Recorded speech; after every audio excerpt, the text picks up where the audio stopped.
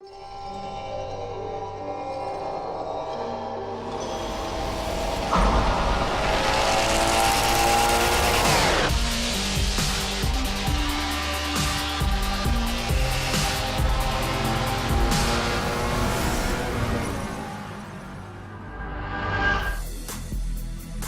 Motorsport's always been a series about innovation. We always want to push the racing genre, so we've made huge improvements because we want to get people excited about cars in general.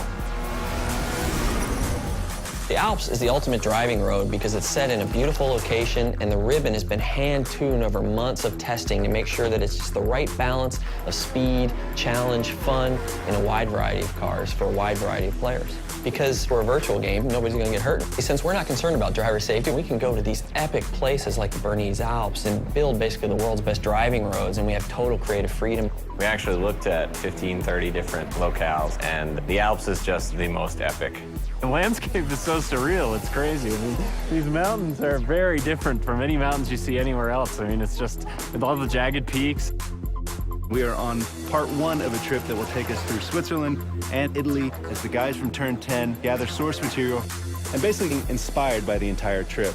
What we're gonna do is find the most amazing areas we possibly can and photograph them to no end. We took a really long elevator ride after a train ride and a long walk and another train ride. Took a while to get up here, but oh my God, it's worth it. Did you guys see the background and everything? Yeah.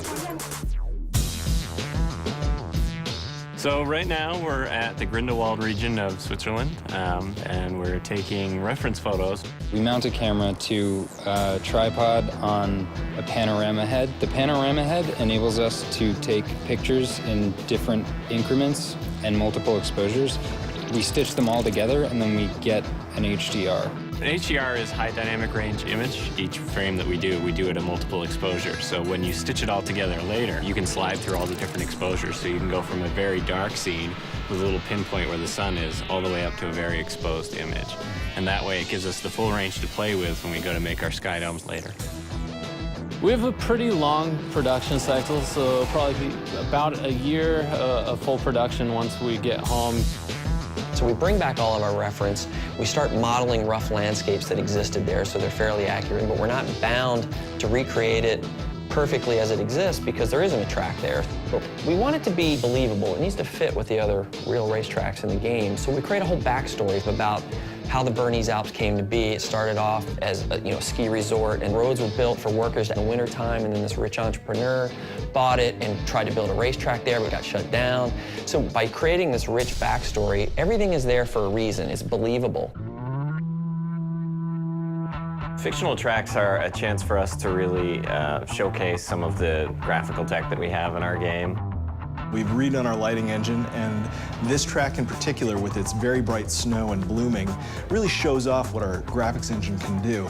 The television can only represent basically one order of magnitude of brightness, from 0 to 255, black to white, whereas the human eye in the real world can see, I think, 7 orders of magnitude of brightness, and in the real world there exists far beyond that. The sun is infinitely brighter than a white piece of paper, but on a television screen they look the same.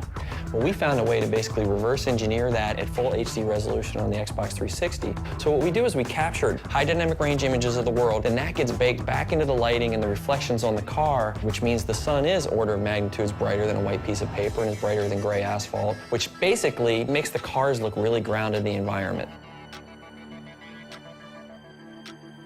We've traveled thousands of miles, we worked thousands of hours, and here it is, the Bernese Alps track in Forza 4.